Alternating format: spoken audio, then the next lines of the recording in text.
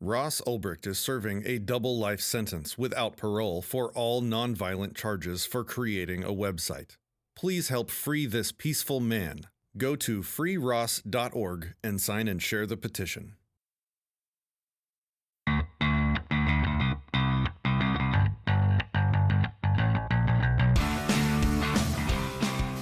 Hello, everyone, and welcome to the Dissecting Liberty podcast. I'm Liberty Zero, as usual, joined by Cotton.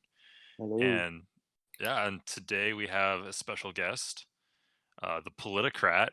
Hello. So if you don't mind introducing yourself to everyone. Well, I'm the Politicrat. What do I do exactly? I don't know exactly what I do, but I guess I've been trying to do for the longest time what you guys are doing, sort of. I remember I was gonna make a YouTube channel way back in, oh God, what was it? Just summer of 2018, and I was trying to do that for the longest time, but that never panned out. But I did get to writing and working for the Liberalist International Association. If you guys know who they are, they have a website. Well, they have like a publication called the Ember, and it's the LI is a nonprofit dedicated to the principles of liberty, upholding them, and the tenants are on the website. I guess I'm too lazy to go there right now, but I don't think we're really here to talk about that, are we? No. I had a rather large Twitter following though at one point. How high was it?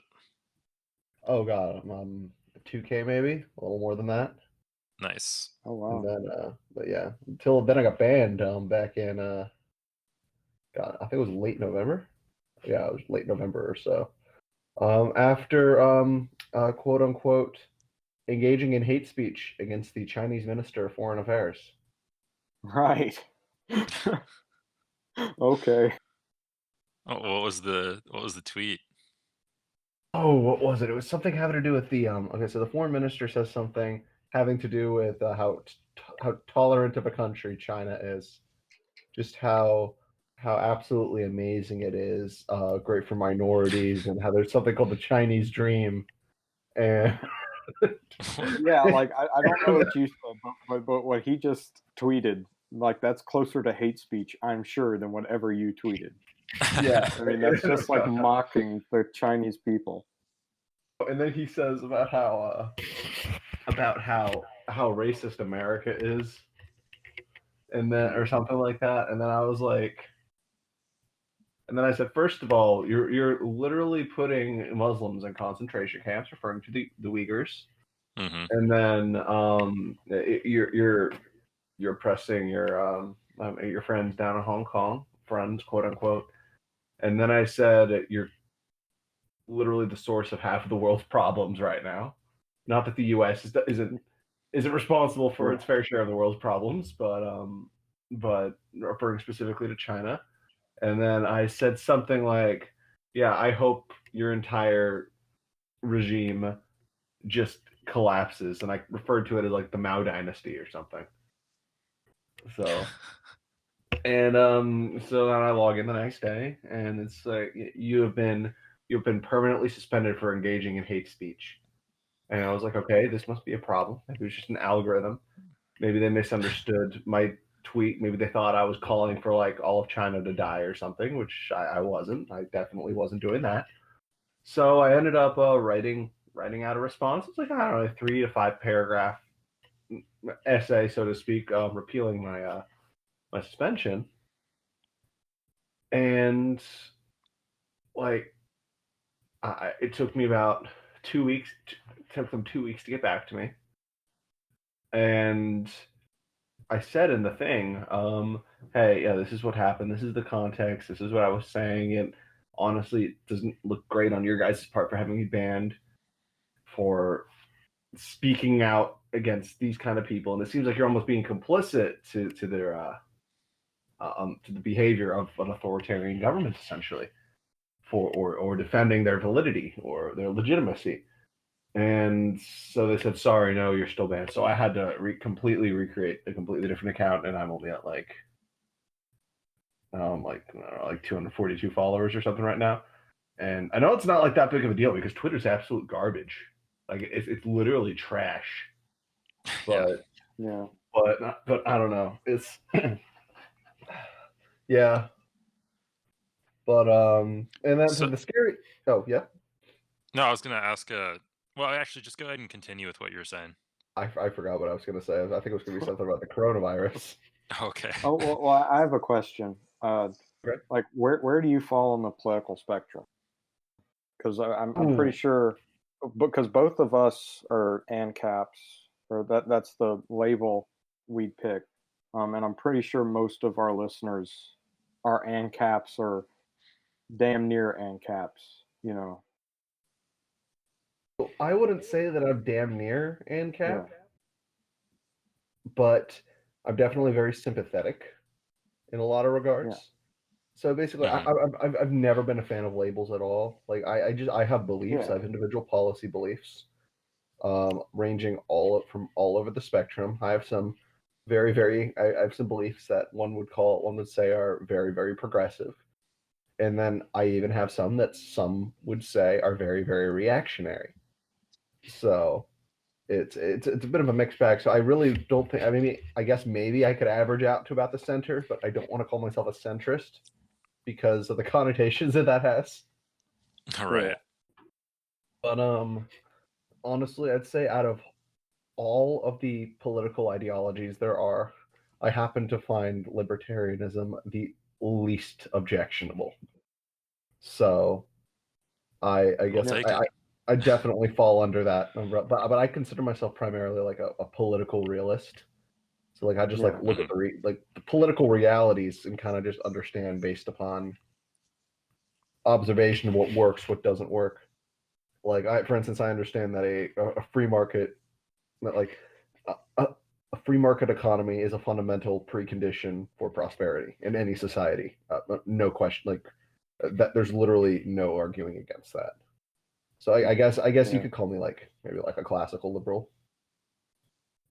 Okay. Yeah.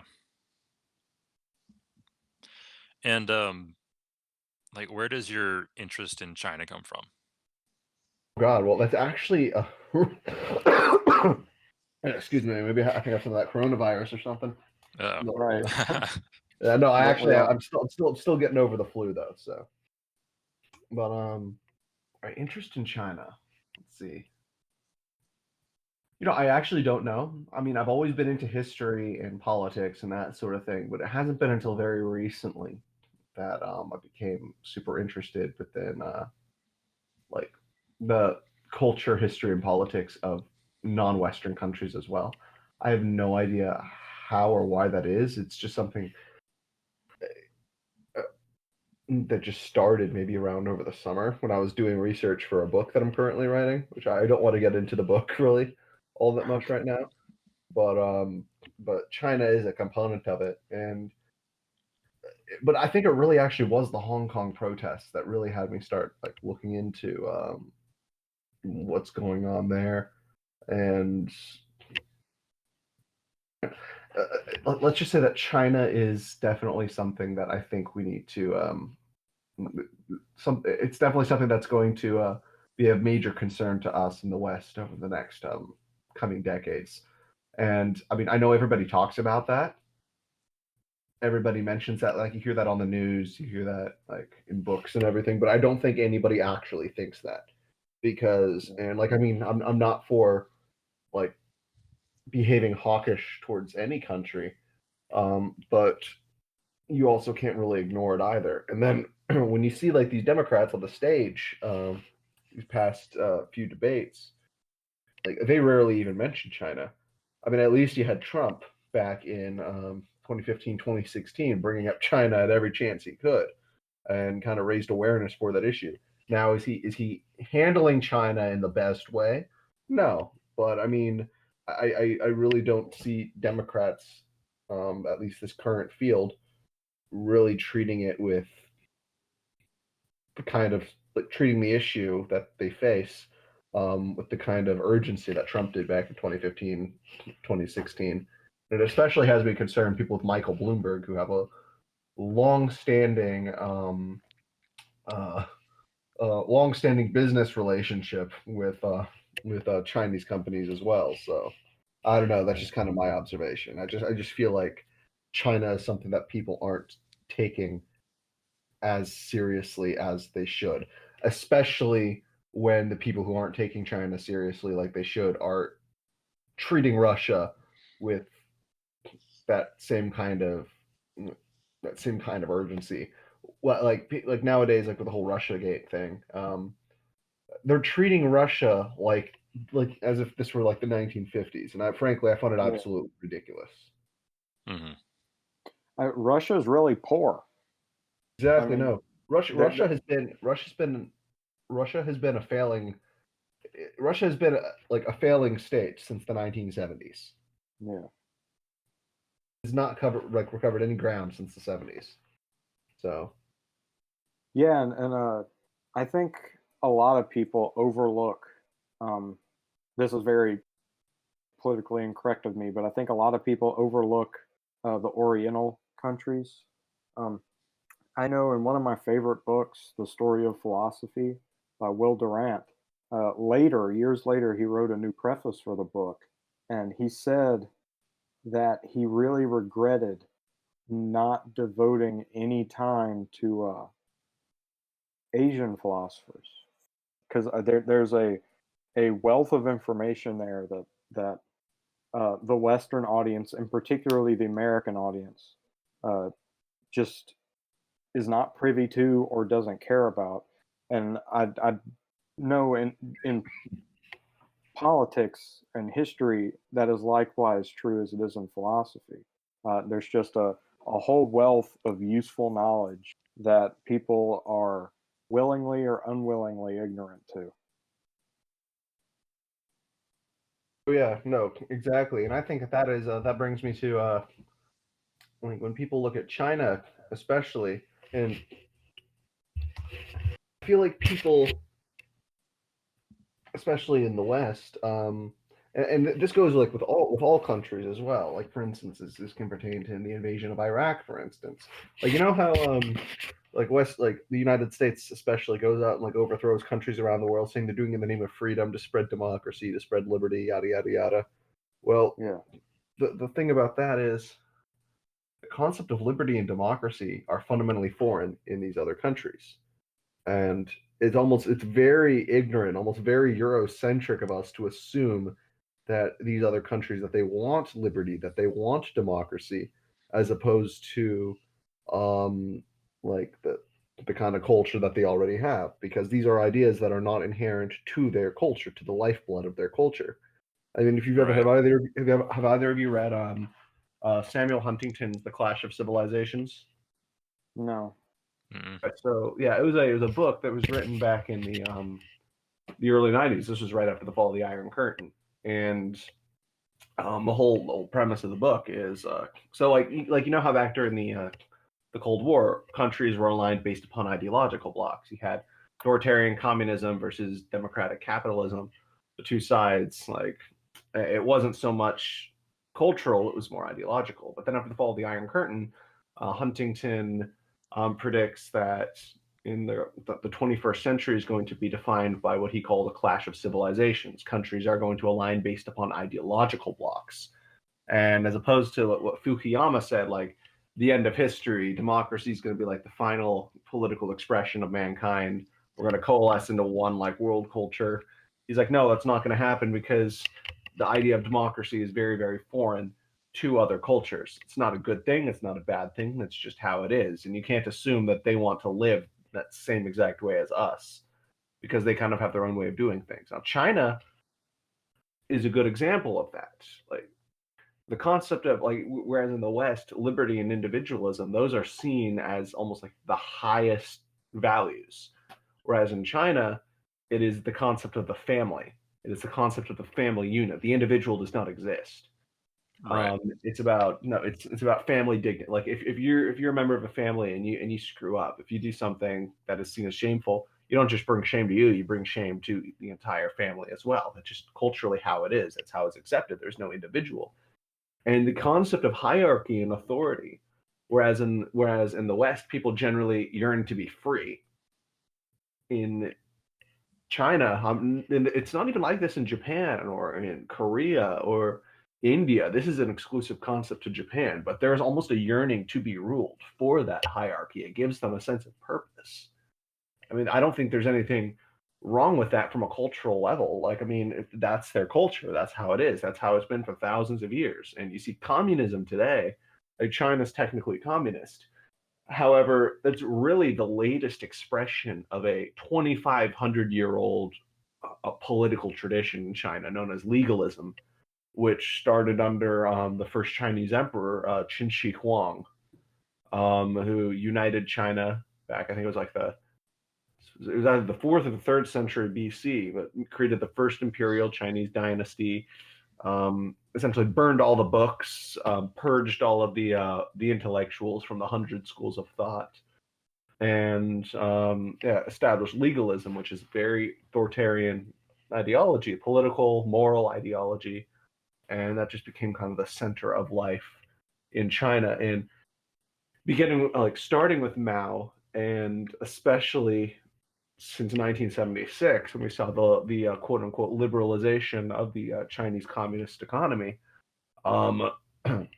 we've really seen that start to return, just under a different skin, aka the skin of communism. So, Yeah, that's not something I have admittedly given a lot of thought to. Like so much of I think so many libertarians um, deny the fact of nature and put a special emphasis on nurture. And you got to wrestle with the question that there may be some people that are just heretically dispositioned to behave in a certain way politically.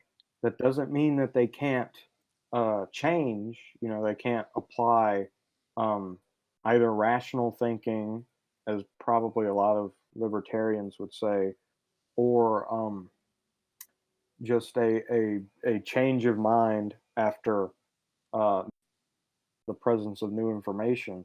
But the fact that it seems that certain cultures just do not do well with how we would define freedom with the positive connotation, uh, that can lead people to that can shake some foundational ideas of various people. But I don't think that hurts the message of a lot of oh no, libertarian not at writers all. for America. But it does enter an interesting problem when it comes to countries like China. And I think you can see this also. I basically, so I call this the it's almost like in libertarians who kind of okay. So basically, yeah, what I was when I was ultimately, I think the good way of saying, like, summing up what I said in like a long-winded 3-minute lecture, was that essentially liberty and democracy are not universal values. Those are they're Western values, essentially. I mean, yeah, other countries have essentially adopted them over time, which China might be able to do one day, but inherently foreign to like these cultures. So I think one of the biggest problems with a lot of libertarians and all neoconservatives, especially, is wrongly assuming that these non-universal values are in fact universal values. And I think I do not think that freedom and democracy are universal values, but I think emancipation is the desire to self-determine. So, like, countries should essentially be able to decide for themselves what their culture is going to be, what their political system is going to be in accordance to the needs of their people and the needs of their culture. And I think a lot of people seem to conflate freedom with independence slash emancipation. That's at least from what I have observed. So my question is, so I guess in Western countries we see the government as something that executes the will of the people. I mean, I personally think that's like a false assumption. Oh yeah, no, I agree with you. Now, how do like the Chinese people like perceive? Do they see their government as executing the will of the people, or They see themselves as one and the same. It's the same unit. okay, It's one giant collective. They're all different parts of the same mechanism. If that makes any sense. okay, okay, yeah. So whereas in Western countries we see it a little bit as a little bit more separate. They're Honestly, much yeah. more okay. We are the government, that type of thing. Government is controlled by the people, Okay. whereas yeah, I think it's worth mentioning uh, a bit of my own anecdotal experience with Chinese people because there are a lot in but yeah, university systems around the country. Um, and the ones that I have met, and that's quite a few, um, it's interesting because when they first get here, they seem to there's very little culture shock initially, which is kind of strange. You'd expect there to be a ton of culture shock, but they're not. They still kind of have a negative view of America, and they're coming here to do work for the benefit of their own country. And then as they remain, they slowly shift away from that. They may be at home and they it suddenly hits them. They're like, oh wow, I can look up anything I want on the internet and it's going to come up, whether the higher ups want me to see it or not. And they slowly get more information about the horrible things their country has done from the internet or from people. they basically get red pilled. Yeah, basically. And not all of some of them reject it, saying, "Oh, you're trying to indoctrinate me or whatever." But a lot of them don't, and a lot of them are like, "Oh my gosh, this is a revelation." Um, and they're like, "Damn, I have to go back now." They have that mentality. I know there are a couple after this Wuhan virus stuff blew up that were like, I wish I could have gotten my family here, but I would like to stay. I hope they forget about me and I can stay in America. Interesting. Yeah. I've But I should say about that they have been in a university environment, which is maybe different.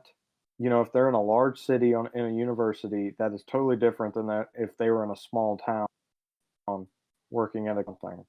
So there's a lot of pulling ideological forces on the university that can lead them one way or another away from where they would be if they were just at an average town in America or if they were still in China. So there's a lot yeah, of different stuff in play there.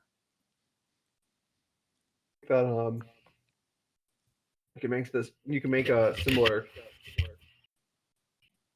like a similar comparison to just Hong Kong in general under British occupation, in a sense, because Hong Kong culturally has always been a part of China.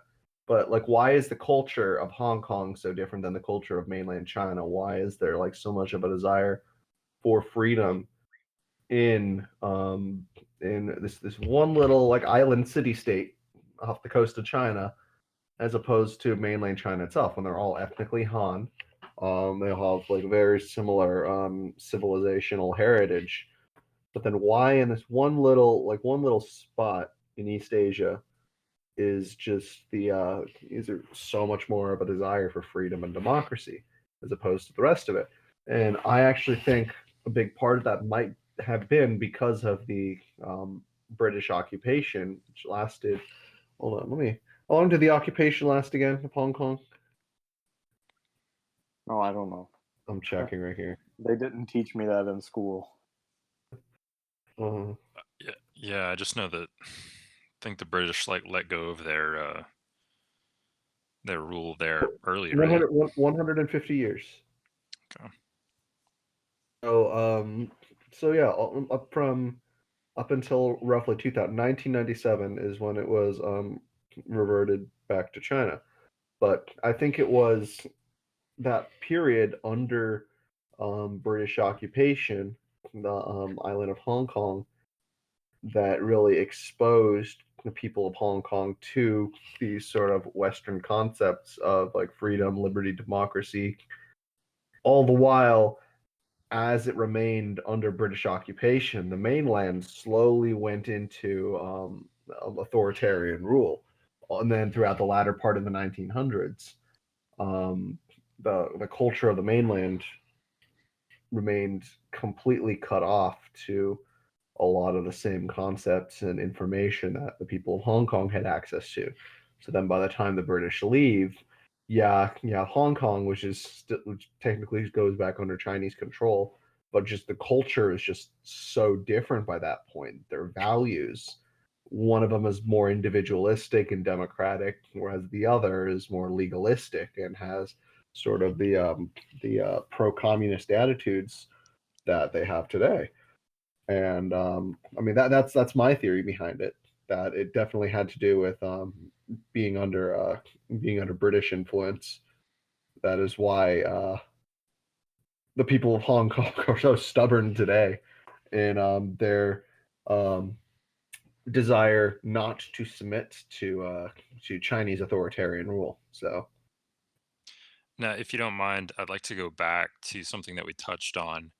Um, you were saying that Chinese culture is very family centric, but exactly, yeah, at the same time, it's a pretty well known fact that authoritarian governments they they'll try to break up the family unit because it's easier to rule people that way. Now, is that something that the Chinese government has done, or have they found a workaround? I'm sure they have on a case to case basis.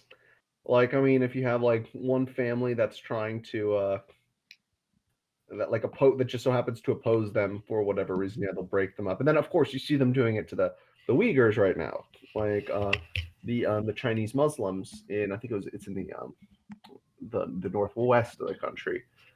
They're separating the families, and what they're actually trying to do is, and this is the sick part, they're trying to um, like essentially dilute their genes in a sense, where they're sending Hmm. Chinese soldiers. Well, they're splitting the husbands and the wives, and they're sending like the Chinese soldiers to basically make the wives their. I don't know what the most appropriate way to say it is, but I think you see where I'm going with this. But Yeah. and they're like separated. Like you know that stupid white nationalist like Great Replacement theory or whatever they have about like, oh, George Soros is importing these people to try to, like, yeah, you know what I'm talking about, right? Yeah, No, Yeah, I'm actually not familiar with that one. okay, so yeah, there's they're this. trying to like dilute the great white genes with Yeah, no, it's like Stefan Molyneux and maybe Paul Joseph Watson, just those guys. They like parrot that conspiracy they're theory. trying to like send like the white nationalist thing is, I assume, like the main uh targeted demographic are Jews, but they're saying like these the New World Order or whatever is sending it. Oh, I guess now it's immigrants Yeah, no, from Middle yeah. Eastern countries, where they're trying to they're sending them in to dilute white genes to try to get rid of the white race. Yeah, they call it a white, quote unquote, white genocide, which is Yeah, probably, Oh, I thought, right. Yeah. yeah, I thought it not was a joke, necessarily. honestly. First heard it, Yeah, but not necessarily in strict use of the definition of genocide, but Yeah, no, they take some liberties. They yeah. they exaggerate a little. They're But silly. yeah, but the breaking up the family, the one child policy is part of that. Oh yeah. Yeah. So back to China. Back to China. Anyway, they kind of have found a workaway around like they don't break up the family in the same way that for instance they did in like Soviet Russia or whatever, because the family is a strong component of their culture. But what they do is they control the family to make sure that the family unit is engineered in exactly the same kind of way, like make it uniform essentially. They want the family like the Like they Chinese. literally see it as a unit. Exactly. That is fundamental to their success. And so far it has been like that. The Chinese are great when it comes to social engineering with through their institutions and everything. Like, I mean, that is something that they are wonderful at. And in a lot of ways, what's kind of ironic is a lot of China's modern success comes from their ability to imitate the West and to take a lot of kind of Western techniques, like technology and ideas and systems, mold it to their own kind of their own form that fits their own society, and then perfect those systems, and then use it against their enemy countries. And so far, frankly, it's working. It's absolutely brilliant too. But like for instance, I find it profoundly interesting how the Chinese were able to discover capitalism within communism. Yeah. So that was something that I wanted to bring up earlier. At this point, wouldn't you say that maybe the Chinese form of government would be more akin to fascism, I was actually just considering? going to say that. Yes, exactly. No, the Chinese government, well, ideologically they might not be fascist. They are they exercise what I call practical fascism in practice, Yeah. where they fit all of it fits all of the criteria too, even though they're ideologically communist, philosophically communist. They always have been. They probably will be for a very, very, very long time. But their economy, it's not a communist economy. It is corporatist. You see the marriage between state and corporation through essentially all these government sanctioned cartels. It's in terms of international commerce, it's very mercantilist, protectionist, economically nationalist, protection of industry, tariffs on everything. Even when there's not even necessarily a need for tariffs on some things. Very imperialistic, very jingoistic, one party rule, uh, hyper nationalistic. It's ethnically nationalist too, and very militaristic. It fits all of the criteria, all of the check marks, all of the boxes for fascism. Have a check mark next to them in regards to modern day China. And the scary thing is that it's worked, and nobody really calls it for what it is. And then now you have oblivious U.S. corporations, multinationals, who see an even bigger market in China to fill those end of the year profit margins. And they either fail to see the fascism of China, or they purposefully overlook it or use some sort of cognitive dissonance to discount that. And that ultimately ends up, well, they ultimately end up putting the Chinese interests before their U.S. interests. And I think that might be one of the biggest dangers down the road in the long run. So when it comes to international commerce and trade, and it almost I has made would me. bet the farm. Go ahead. Some you're cutting out. Me? Hello? Sorry, what? You hear me? Yeah. Oh, okay. How much of me did you hear me say? I interrupted you, and then after that, we didn't hear anything. What was the last thing you heard me talk about? Oh, talking about corporations and whether they're don't know or they're turning a blind eye. Yeah, either they're unaware of China's fascism, or they're turning a blind eye to it because they care only about filling those profit margins. Essentially, Yeah, and and I I think was going to say I definitely think it's the latter of the two. Like yeah, it's hard for me to imagine that they don't know. right. and I think one of the something also very interesting that I thought was absolutely terrifying. So you know how like the Walt Disney Company has been making all of those like really really safe, lazy live action remakes over the past like Yes. few years. Yes, so Yes. they're doing a Mulan one. So and well, actually, I first saw that. yeah, no, actually, first of all, this is actually something that just came to my mind, but I feel like I should say these live action remakes. A lot of the reason they're doing it is because China loves those. Yeah. Half of that reason is because they are pandering to Chinese markets with those because they're boring, they're safe, they're bound to make a lot of money. But where I was actually going with this, the lead actress of this new Mulan one they're making, which I mean, it's kind of dumb because they're not even Mushu's not even going to be in it. Number one. Yeah. And, Oh, wow. and number two, apparently they got rid of the "I'll Make a Man Out of You" song because of "quote unquote" toxic masculinity. Right. Boy. Which is so it's not like I was already. It's not like I was planning on seeing this to begin with, but then you have the lead actress, who, mind you, is apparently an American citizen, also Chinese, spoke out against the Hong Kong protesters. Yeah, I remember that. It's a load of nonsense, and it's like, how was that not a controversy? I Like, know. how is that any different than like Nazi Germany? Let's say you have some like there is some Jewish activist or something that somehow was like, please help us. We're getting our property taken. We're being forced into these ghettos. And then you have and then you have like some German American actor who speaks out against the Jews and says what the Germans are doing to the Jews is fine.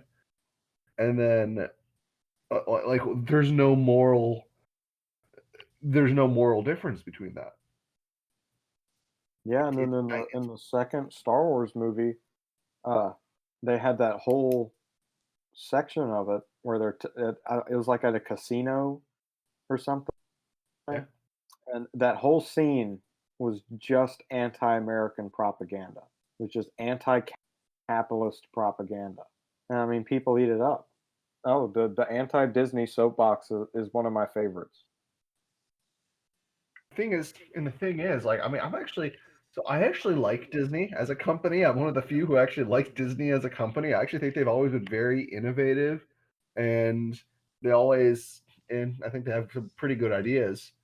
Um, and some of my favorite movies are Disney movies, but it's just, but I don't know. I just don't like the direction they're really going in. And No, then I go ahead. I mean, and I actually, well, I'm definitely gonna try to get rid of these. No, I'm not gonna check, but yeah, I was about to go check my stocks in Disney to see how they're doing right now. But I don't even think it's even worth it right now. No, I mean It'd be I like depressing Disney. after the last 3 days. I mean, Yeah. depressing after the last 3 days. Yeah, no, I don't. Luckily, I don't. I actually don't have that many stocks, so I just kind of, I put most. Now this is gonna sound very unlibertarian of me, but I actually most of my stocks I have are in like Lockheed and Raytheon and Boeing and just those companies that can't fail. Right. Yeah, you might as well take advantage of the crony capitalism as long as it exists. Right. Oh yeah. Well, I like Disney too. Like one of my favorite movies of all time is Pinocchio. I really love Pinocchio. But I guess, Really? oh yeah, That's one you don't really hear people talk about all that much. oh no, I love Pinocchio, and it's from like because I'm studying psychology, and it's purely from a psychological standpoint. Like I don't know if I've ever said this on the podcast, but one of my favorite little quips in life is make kids movies scary again. because Pinocchio is really scary, and that's because it's teaching kids real life lessons.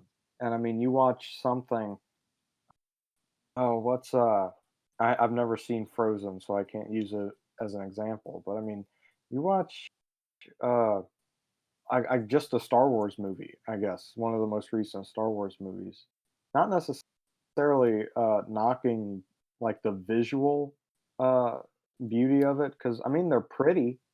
Like I haven't seen the third one, but the second one was pretty, but like what was the message? Like Okay, to be where fair, is it? I actually kind of liked The Last Jedi. I'm not gonna lie. I actually Mhm. enjoyed it. I mean, upon several viewings, I've come to the conclusion it's not nearly as good as I thought it was the first time I saw it. But I don't think it was anywhere near as bad as the last one was. This the one that came out a few months ago. Yeah, yeah. Okay, so the Rise of Skywalker, like I knew it wasn't gonna be great, but okay, so normally I would see all the Star Wars movies on opening night. It took me until about 2 weeks ago to finally see this one in theaters. I was so disappointed. There were so many questionable decisions that were made. Like I had my beef with The Last Jedi, don't get me wrong. But after seeing that, I was like, man, they should have just like went with what The Last Jedi was going with. They should have just went in that direction instead of just because yeah, no. I mean, I was about a couple years ago, I would be what you would probably call I'd fall under like probably the world's top 100 Star Wars fans. I'm not even gonna lie, but and I'm really really mad at myself. But like I just do not have the same kind of interest I had in it as I did back then. Ever since just this new movie, especially the one that came out, the Rise of Skywalker, I just think they completely just killed a lot of the things. And then I'm even more depressed because the other day they released like what is this High Republic or whatever, which just doesn't look interesting. You guys heard about that? No, No. Oh I God, what do was it? not. I There do was some not like have my new ear to the ground at all on the Star Wars stuff. no, there was some like there's some new multimedia project they're doing, I think, over the next year called the High Republic, which is like 200 years before, not the Old Republic, it's the High Republic. I don't even know. It's like 200 years before the movies.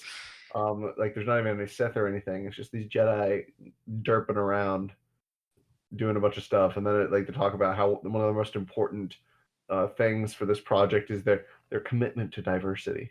And it's like, oh, give me a break. Oh no. Oh no. Well, okay, so I have a question about Star Wars. uh, if so it happens a long time ago, right, in a galaxy far, far away. Right? Yeah. But if what some astrophysicists say is true, and it's like time is like a repeating process, and the universe is born and dies and is born over and over again. Do you think if Disney keeps going back further in time, they'll actually be at the present moment? I don't exactly know if I know what you're saying, but maybe. It's big brain time, bro. Big brain time. It's like Alex Jones level shit. Intergalactic Okay, man actually, time.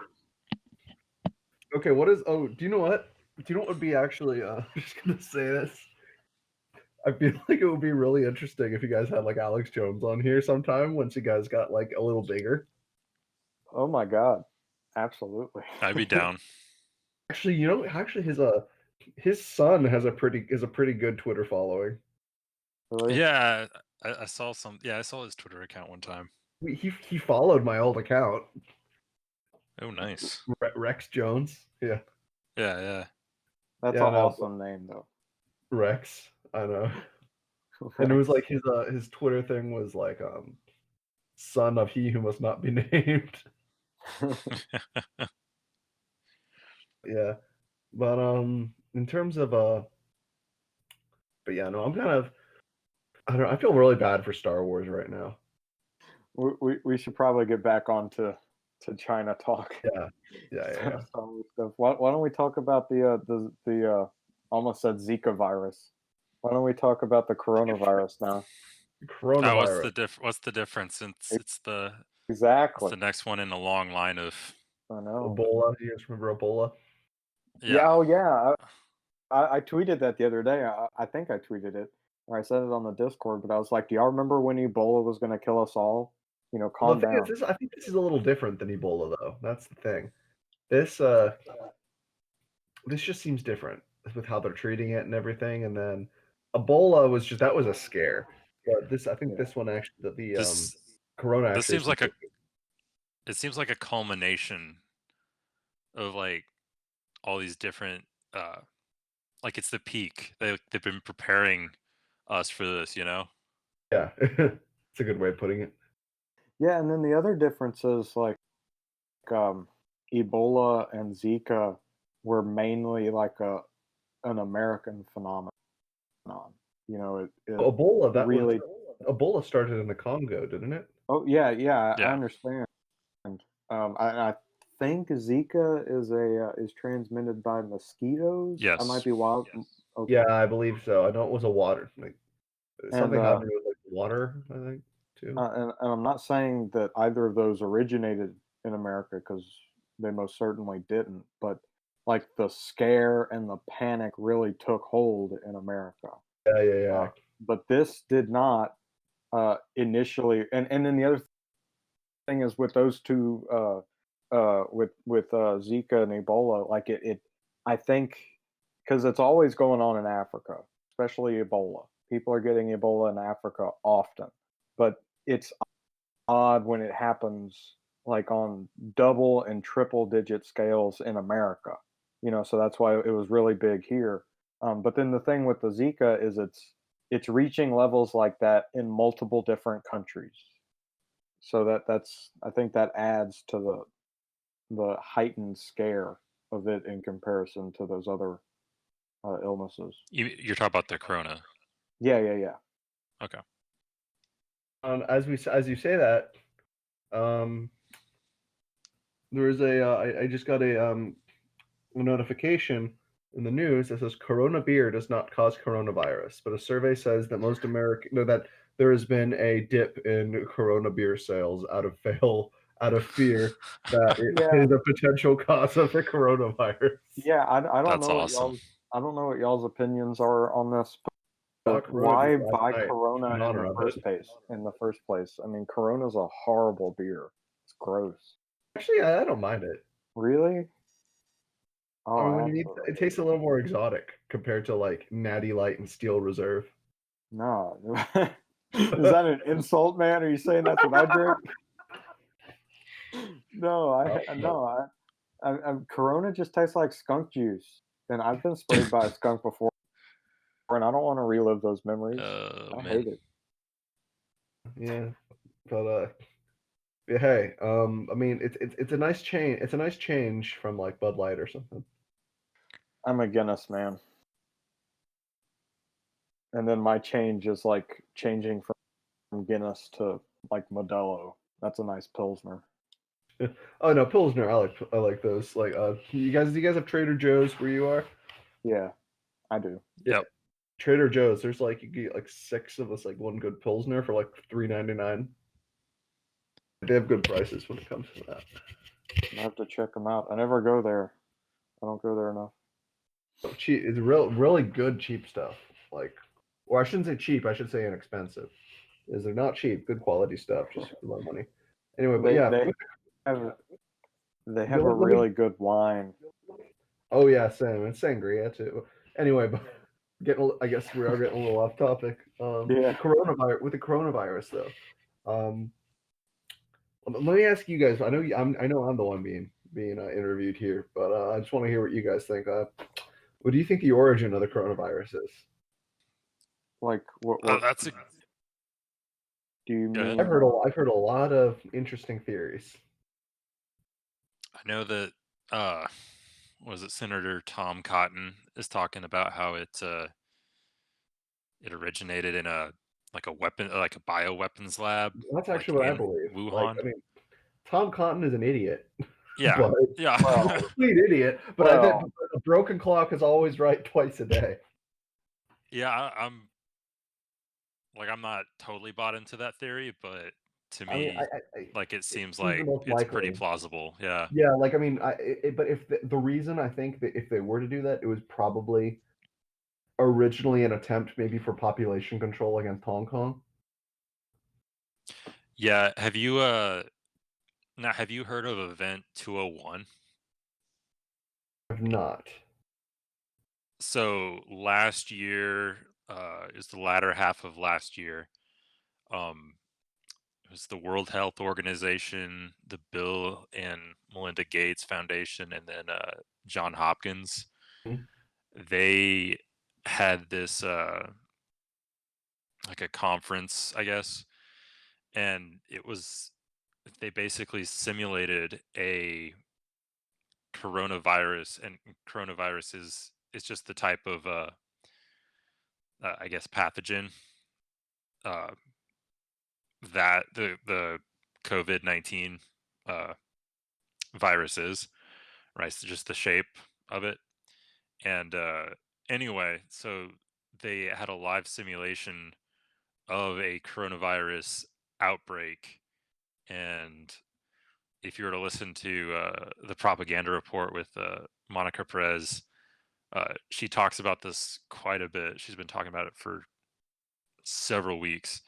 Is that um like the timeline that we're seeing right now is following the Event 201 timeline that they put out quite closely. What was the end result? Oh, basically, well, so the the simulation, the simulation basically it started, uh, and they thought they had it contained, and then at like the 6 month mark, there was like a big outbreak, and I think it was like 65, 70 million people died at the end. That's a lot of people. Yeah. It's still less than Joe Biden said died from gun violence in America, so I'm not that worried about it. Speaking of which, that's actually what my I think Joe Biden said the most profound thing the other night. What was it? I am running for United States Senate, and if you don't like me, you can vote for the other Biden. Yeah. There's a lot to unpack there, okay? I don't Yeah. even At this point, I just feel sorry for Joe Biden. Like, I mean, it's like, come on, for better or worse, you were in the Senate for what, 50, almost 50 years. You did a lot of good, you did a lot of bad. Just time to relax, man. Just sit back. Yeah. Well, there's the idea that he ran just like to distract from the fact that he was so corrupt, and that basically if he could get Trump talking about it, that like he could kind of save himself, you know. That's an interesting idea, but I like but I'm surprised that Trump's nickname for him isn't like Creepy Uncle Joe or something. Trump has like all those great nicknames. Yeah, what is it, Sleepy Joe? It's Sleepy Joe. It's a little Yeah. Mine was Dementia Joe. That was my Dementia nickname Joe. for him. Dementia Joe. And then okay, so do you want us to stay like specifically on China, or are we allowed to jump around to other politics stuff too, or what? No, you can go ahead. Yeah. Yeah, okay. So I'm still trying to still haven't figured out who I'm gonna vote for a Super Tuesday yet. I live in a Super Tuesday state. Okay. Honestly, like I don't even know at this point. Like, who do you think is going to end up getting the nomination? Like, part of me is like, okay, Bernie looks like he's going to have the he looks like, I mean, he's the front runner right now, obviously. But do you really think the DNC is going to let him be the nominee, or I feel like they're just going to find a way to screw him again, like last time? Yeah, it sure doesn't look like they want to do that. In fact, I saw something today about, they were saying like if Bernie goes into the convention with a plurality of delegates, then they're gonna keep him from getting the nomination. I don't know. I think they're. I'm honestly thinking it might be Pete. Really? Maybe even. But I think it's going to come down to, in the end, it's going to come down to Pete, Bernie, and Bloomberg. Yeah, the thing is with Pete is that he has no like black support, and Yeah, I don't Right. even know if he has like Latino support.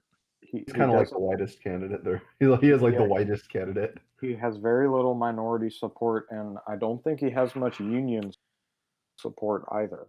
And then I don't know how much stock you put into. I don't remember the name of it. It's that political betting website. How And much union support did Hillary Clinton actually have? I thought she had a lot more than Hillary Trump. Clinton? No, I'm Yeah. talking about compared to Bernie. Oh, compared to- probably not nearly as Yeah. much. Because I remember Bernie was getting quite a bit of support from unions. But Biden actually has quite a bit of union support this time around, and so does Trump. Yeah, Yeah. I have seen that with Biden. Well, that's because he's like, it's just he appeals to a lot of like the blue dog working class types. Yeah. But on the Buttigieg thing, I think on that political betting website, I cannot remember the name of it, but today, or maybe it was yesterday, Hillary Clinton was actually worth more than Buttigieg, as if she was going to enter into the race and run. God, no. Okay, I told myself if Hillary Clinton somehow manages or somehow enters the race for whatever reason and somehow manages to get the nomination, that is the one instance in which I will vote for Trump, and not hesitate doing it, just to vote against her, just because it would basically be the Democrats proving that they learned nothing from last time, and that they are too stupid and too incompetent to deserve to run the country. Therefore, I am just if that is going to happen, I am going to, without hesitation, vote for Trump in November and laugh as I walk home. I feel like they've already proven it. Yeah. With that they learned nothing. Yeah. You know. No, I was going to say I think you hit the nail on the head just by saying they're not fit to run the country at all. Well, I mean, honestly, I really don't think any one person should run the country. Yeah. That's for sure. I mean, this entire presidency has actually inspired me to adopt the radical belief that we should just abolish the presidency. Yeah. Well, obviously, with the two of us, we're not going to argue. Yeah, no, but yeah, I just think it's too much concentration of power in one place. And then, but back to China for example, we have with the socialists now in the United States, like Bernie Sanders argues more control over the U.S. economy, and then back to China, I was going to mention earlier. Have you guys ever read The Road to Serfdom by F.A. Hayek? Yeah. No, I haven't. Yeah, so the premise is essentially how individual freedom is inseparable from economic freedom and is in fact a byproduct of it. And you have to have property rights and open markets in order to have a free society in terms of like human rights and civil rights, individual liberties, and that sort of thing. And how ultimately socialism also, in the end, socialism always becomes fascism by necessity. When the leaders of the socialist country realizes that socialism cannot work, and so you have to make changes in order to have the system work, therefore it becomes fascism. And that's essentially what happened to China back in the 1970s when they transitioned from Maoism to whatever system they have right now. That was like the fascistification of China in the Hayekian sense, what he was talking about. It's a classic example. And you can even similar, well, to a lesser extent, what happened to Russia in the 80s and in the 90s when it became sort of like the crony capitalist state that it is today. But yeah. But the sad, oh, yep. No, go ahead. Oh no, all I was going to say was that And at the time, it was a very expedient idea for us to make that sort of alliance with China, or not alliance, but that cooperation with China to curtail Soviet influence back in the 70s. However, even though they helped us by kind of building that economic bloc to counter Russia, we in turn, by giving them access to our markets, we helped them grow, and we basically we awoke the dragon, so to speak. That was what Napoleon Bonaparte had a quote back, I think it was like 1805 or something. He said, where he said, "China is just a dragon waiting to wake up, or waiting to be fed," or what was it? Hold on, it was looking it up. It was China's a sleeping giant. Let her lie and sleep, for when she awakens, she will astonish the world. Mm. I think we woke the giant back in the 70s, and we weren't expecting it to be like that. But the thing is, like, we can't really fight it either, because our economies are so intertwined right now that if what hurts China will ultimately hurt us. And yeah, we have more to benefit from being friendlier than not. What is that going to lead to in the future? That could just ultimately lead to them overtaking us economically. So I mean, this is something we really have to navigate carefully. And I cringe at my attitudes towards China 2 years ago.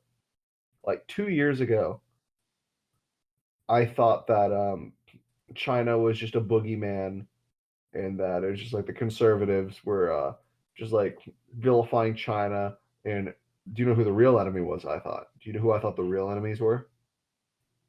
Oh no, who? Russians. Oh no, I bought oh into no. all that Russiagate nonsense. Like, I was literally reading an old forum post of mine from like 2 years ago about how saying, no, Russia is the enemy. China, they're just they're a friend. It's like, I'm like, oh God, I can't believe I actually believe that. Like that was before I understood international relations or Chinese history or anything of that. And it's like, I literally bought into Russiagate back in the day. I'm not even joking. Yeah, I mean, if you get your news and all that from the MSNBS. yeah, right. You know, I can see that. A lot of But people yeah, also don't realize that MSNBC, CNN, and Fox, they're basically all owned by the same people, and one of them is always going to be controlled opposition, but it just depends on who's in power. yeah, no, that's for sure. So I was gonna ask you if you wanted to go into just the downturn in the Chinese economy.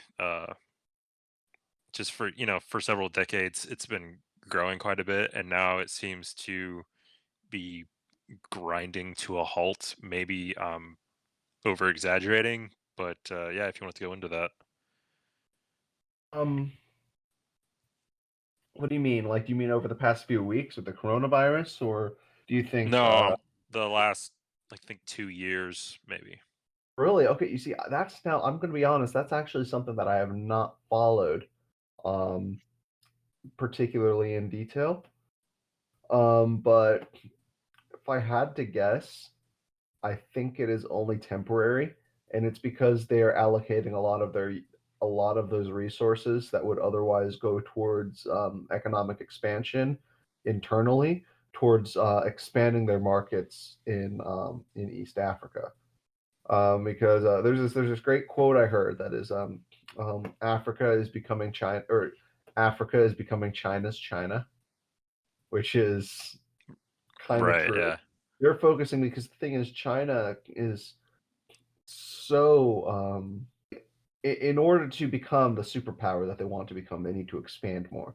But they are so overpopulated in there, and it's harder for like markets to continue growing internally within the nation itself, that they need to expand outward. And the only way to do that is they're essentially doing their version of the scramble to Africa. But what they do, so they go to East African countries, they invest in these countries' infrastructure and invest in like ports, trains, roads, that sort of thing, and make deals with the ruling elites in those countries. And so they're essentially subsidizing the infrastructure of these countries, and they're trying to get these countries into a lot of debt. And so essentially, it's colonialism via debt. So they basically own these countries because of all the debt that these countries owe them, because they invested in a lot of that infrastructure. And that's It took going to a make page out of our book. exactly. And do you know who actually? Do you know who actually had a really good video on this? Believe it or not. But Kyle Kolinsky of Secular Talk, of all people, had a great analysis of this and talked exactly about how they're taking a page out of our book, but they're going even farther, and they're sort of perfecting their own version of imperialism. So Yeah, Well, and go ahead. no, you go ahead. Did you want to talk about? I mentioned we were going to talk about the Trump's tariffs and all that. God, And, tariffs. Yeah. Yeah, because I know that I've seen like conservatives claim that he basically he beat China at their own game. But I wanted to hear what you thought about that. Tariffs are stupid. That's all. That's what I'm going to start out by saying. Tariffs are stupid, and I think he completely misunderstands what TPP was supposed to be. I've heard people like spouting all of these, all of just these nonsense, like I don't even know why. They're just these nonsense talking points. I don't know where they came from. That TPP was selling us out to China. That I was going to help China. No, no, no, no. The whole point of TPP was to contain China economically by sort of forming like an economic alliance with yeah, like countries like who was it? I want to be right with my facts. I just need to check who was in TPP again. Yep, that's what I thought. Yeah, Australia, Brunei, Canada, Chile, Japan, Malaysia. Yeah, exactly. So that was like the whole point was it was supposed to be like an economic bloc to compete against China, to focus on internal trade between those countries and rely less on China. But the thing is, I don't. The a lot of people on both the left and right hated that because because they don't like free trade deals. It was technically a free trade deal, and it was apparently driving down wages domestically. That's at least one of them. And so then Trump, who had the right idea in terms of why we need to be stronger against China, but he comes in and puts the fucking tariff. I don't know. Am I allowed to curse? Yeah. Yeah, it'll be fine. I don't know. But yeah, he goes in, he just puts fucking tariffs on China instead, which yeah, I mean, I guess in theory it reduces the trade imbalance that there is, but it also drives up domestic prices. It's tariffs or taxes. Taxation, I think we all agree taxation is essentially theft. My man. And it's really doing more damage in the long run. And then the thing is, it would also, in terms of the trade war, the wider trade war, it would be one thing if you were just putting tariffs on China. I might be able to overlook that. But the thing is, he's not just putting tariffs on China. He's putting tariffs on Canada. He's putting tariffs on Mexico. He's putting tariffs on Europe. Like, it makes no sense. I mean, prices. I mean, this isn't the late 1700s. We don't have domestic industries to protect. Like, the free trade drives down prices. It's easier to produce those things. Yeah, I mean, there might be some human rights questions in terms of how workers are treated overseas, and yeah, it might ship jobs away. However, there are ways to fix that. Like, for instance, you could always incentivize companies with like tax cuts that choose to remain domestic, that choose to stay in the United States. That is how Trump should have handled it instead of putting tariffs on China. he should have been like, okay, companies that decide not to do that, we'll give you this tax break if you choose to stay here. Like, I mean, I don't see why he has to put tariffs, which are coercive, on China instead of like giving like options or whatever. That makes sense. However, I will say that even though I think he's handling it wrong in terms of the tariffs and turning the trade war, because I think that's also escalating tensions with China. I do like his attitude towards China, at least, because out of all of the candidates currently on both the Democrats and the Republicans, I think he probably is, rhetorically speaking, the strongest against China. So I can at least respect him for that. Now, have you read much about the USMCA? If not, actually. Yeah, so of course Trump is touting it as, this deal that puts America first or whatever, right? Yeah. But if you actually look at it,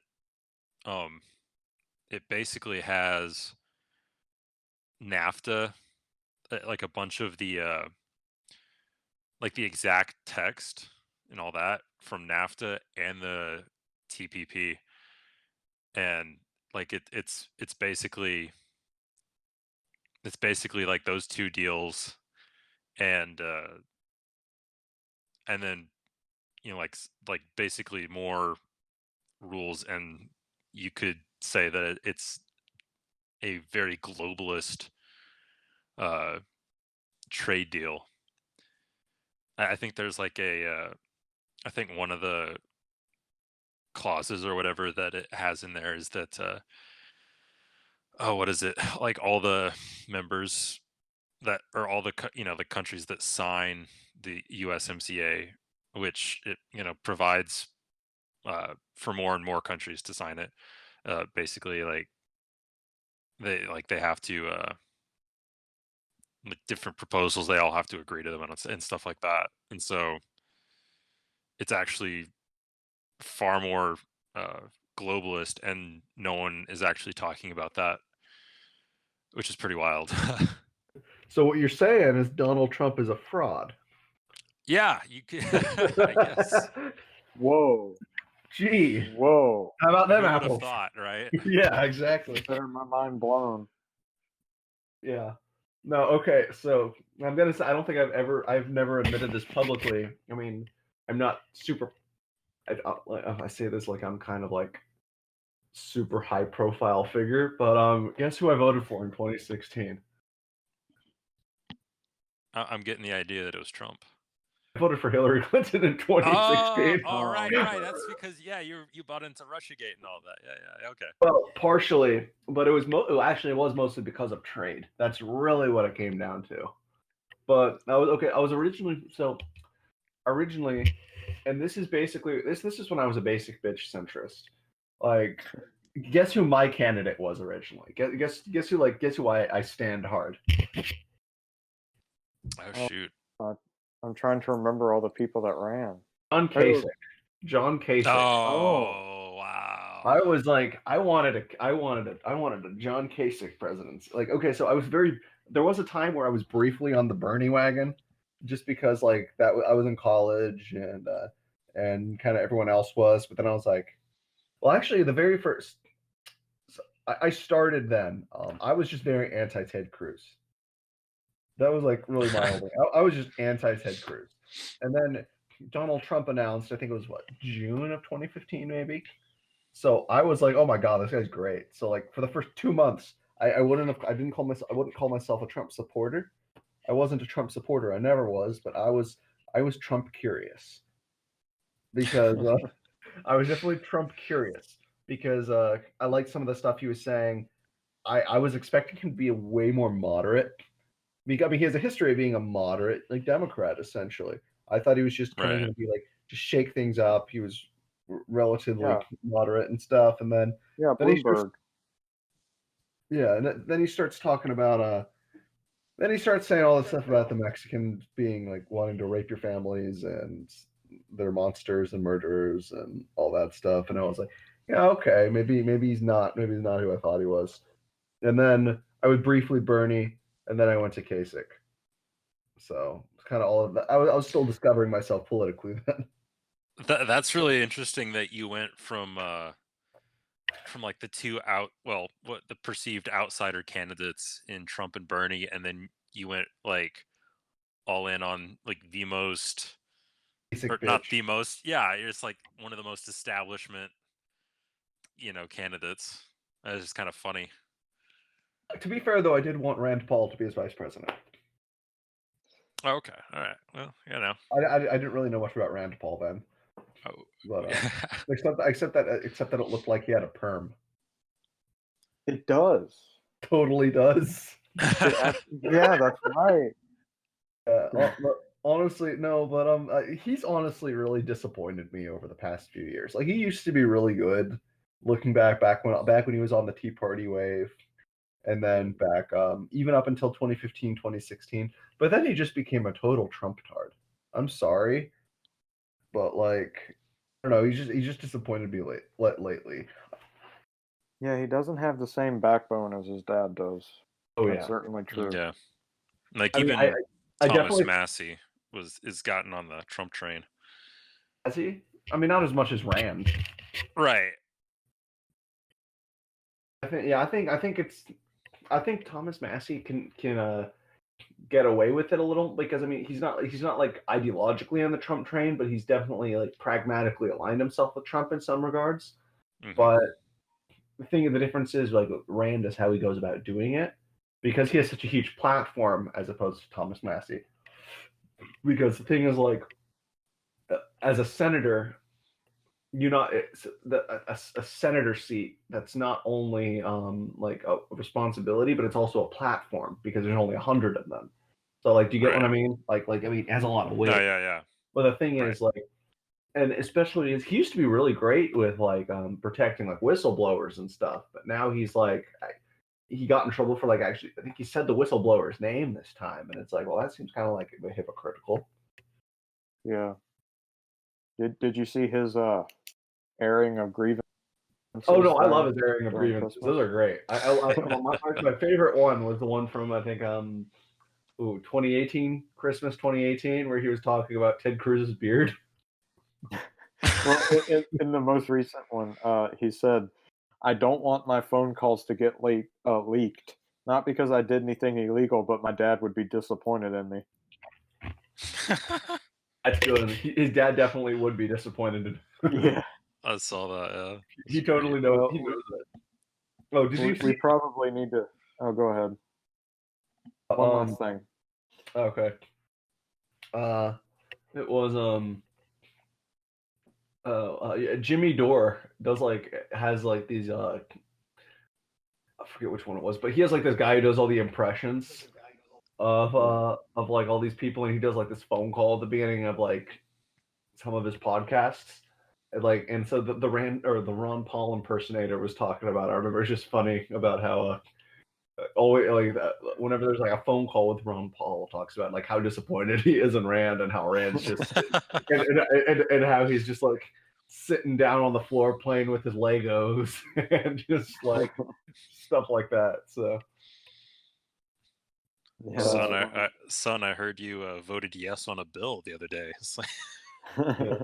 But I will say one thing since I'm guessing that you guys are trying to end it right now or trying to get to end it here in a few. But I will say one more thing about Russia and China. What we need to end up doing just in the coming days, what we need to consider. So I'm 100% all for getting out of the Middle East, but I do think it would not be a bad idea to reallocate or to allocate some naval resources to East Asia, particularly to assert imperium along the Malacca Strait, because that is like one of the most important trade routes in the world, if not the most important trade route in the world. And I just think that there needs to be some kind of Western military presence in that area to deter China from expanding even further. Not because I want war. I do not want war. I just think there needs to be some kind of balance because let's face it, for all the terrible, terrible things that the United States does overseas, I think most people can agree that a U.S. led world order where people are all freely trading with each other is better than a Chinese led one where they're literally spreading their communism to other countries, shutting down trade, sort of limiting freedom in other countries, essentially. I don't mean to sound like a neocon or anything by saying this, but I'm just saying one is definitely more preferable to the other. And then we also need to take a look at Russia and China these days. Russia is a state in decline, and it has been for the past 40 years. And the thing is, especially, I think this is the big problem with the Democrats. The Democrats are vilifying Russia so hard right now, treating them like they're the USSR, that they're literally setting it up for China and Russia to come together and possibly form a coalition against the United States as the United States continues, as its world presence begins to decline. And I think that's potentially dangerous, because Russia and China, they hate each other. They absolutely hate each other. Russia's very scared of China, arguably as much as they are scared of us. And this is why I think we need to start trying to renormalize our relationship with Russia, because in the end, it is going to be either one of two things. It is either going to be the United States and Russia versus China, or it is going to be Russia and China versus the United States. And I think one is definitely more preferable than the other. And when I say versus, I don't mean there's going to be some like giant war or something. I just mean in terms of like technology, commerce, all of that stuff. That is what the great defining clash of the 21st century is going to be. It is going to be between the West and the Sinosphere, essentially. And at this point, it's completely up in the air. What is going to happen, like what the result is going to be. But we're gonna have to play it very carefully. And hopefully we won't destroy each other. We won't go to those drastic ends. Hopefully everything will be fine. Hopefully maybe China will come around and see the value of liberty one day. But I honestly don't know when that is going to be. Yeah, that's a really good point. Well, we should wrap up. So why don't you let everybody know where they can find you? So at the moment, I'll probably come around eventually to making that YouTube channel or something. But for now, you can follow me on Twitter. I am the Politicrat. In order for me to, that was the name of my old one that got banned too. So I had to rename it the Politicrat, but the L in this version, in order for me to get the username, is actually an uppercase I. So it looks like it's spelled the Politicrat, but it's actually the poi. It's actually like the Poitocrat with a capital I instead of the L. So it's going to be okay. That's yeah, it's going to be at the PO capital L ITICRAT. So and then it'll be in the show notes at dissectingliberty.com/11. And also, do you mind? Maybe I can link. I was telling you about the Ember. Yeah, I wrote it down. Yeah, I can link. Do you think I can link maybe one of my one of the articles that I wrote to specifically on U.S. foreign policy? Yeah. Yeah, sure. Send it to me, and we'll definitely put it in the show notes. Okay. Yeah, because it sort of talks about a little of the stuff I talked about at the end. It's the title is Imperial Restraint: Why It's Essential that the U.S. reduce its global military presence. So yeah, I'll send that. I will be sure to send that to you.